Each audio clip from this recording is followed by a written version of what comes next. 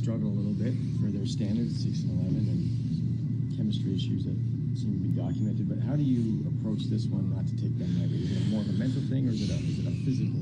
Well, I think our history with them prevents us from doing that, right? We play them a lot. We've seen them in the playoffs a lot. We know their players. We know there's a lot of talent there right now, and even we've been in this situation before. I think even in the regular season where they've maybe dropped a couple coming in there, and you think, but they're obviously they get up to play us, and they're playing much better as of late.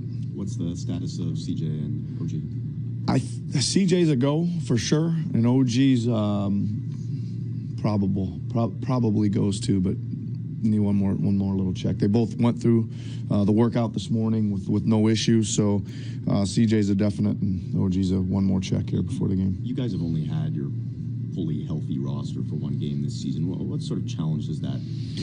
Well, there's some challenges, as you know. You got guys coming out, but I think that I always like to look at that, and I have now that some guys are coming back. You say, man, it gave these guys some other guys a chance to shine, or us to at least evaluate them and see where we can fit them in. It made us play really, really small sometimes. To 3, maybe 4 point guards at one time, and then it made us play really big the other night for the first time, right? We had Greg and Serge together, which that one never really ran across my head before until it trotted out there the other night, and then we had Serge and JV back a couple times too. So it's would we rather have our full complement of guys? Probably, but now that once you kind of work through it, it gives you some certain learning opportunities and experiences, and we'll take the positives from it. Coach, you're approaching the quarter point of the season right now. It's obviously been a very good start, first overall. Where would you rate the team's ability to grow? Well, I think we got a lot. I wouldn't say we're just scratching the surface, right? But I think there is a lot of room to grow, right? I think that they're still learning me a bit, right? And there's still some things that I'm trying to learn about a few of the new guys, and our guys that have been here for a while are still trying to learn just of some of the nuances. So I think there is a lot of potential. The other thing is we're generating really good shots, and we're not necessarily shooting very well.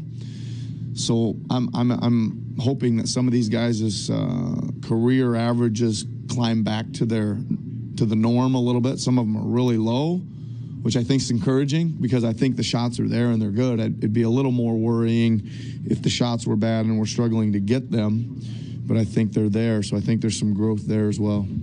With Pascal Siakam's growth, he's 18-6 over his last 10 games. What's been the biggest difference for him over the last year or two?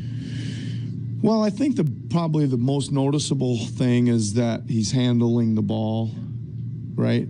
I think that's really, if you had to pin it on one thing, he's bringing the ball up the floor and he's making things happen and he's getting to the basket.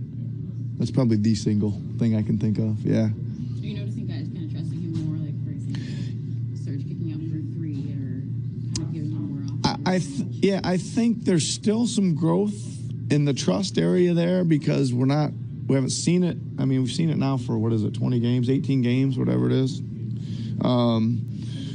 And I think there's still some of it that surprises some of us, and we're not sure, but I think it's growing, right? We got him, we got play calls for him, and we got post-ups and drives, and, there's more things coming, and our guys are accepting it pretty well, but I still think there's some, we talked about before, there's some trust. Well, it's not trust, it's more just learning and experiencing the things and saying, hey, that's okay. We believe in that now. So is that trust? Maybe. Danny's been so consistent for you guys all year, and even in games like the one in Orlando or the one in Atlanta where he sort of starts off slow, he seems to find a way to get back into things in the second half. What is it about him as a player that allows him to be so consistent? He can go 2 for 10 and still have a really good game. It's a little bit like, remember the first game of the year when Serge didn't start the game and he went 2 for 10 from the field, but he had about 4 blocks and a bunch of shot changes and a bunch of rebounds. And one of the first things we talked about after the game was, Serge was great tonight. He went 2 for 10. And Danny's similar.